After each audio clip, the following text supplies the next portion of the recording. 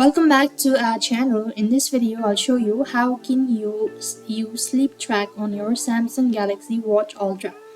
To use sleep track on Samsung Galaxy Watch Ultra, you need to ensure that the watch is connected to your phone and Samsung Health app is opened on both the devices.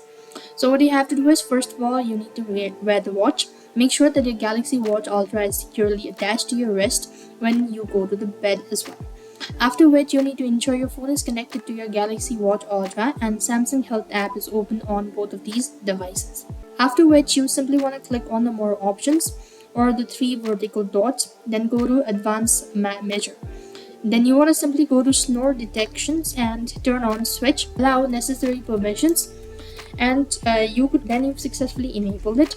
Likewise, you could also monitor your sleep. You could access sleep date or view sleep stages as well. So this is how you could do it. So follow the on-screen prompt. I hope the video was helpful. Make sure to like, share and subscribe. Thank you for watching. See you in the next video.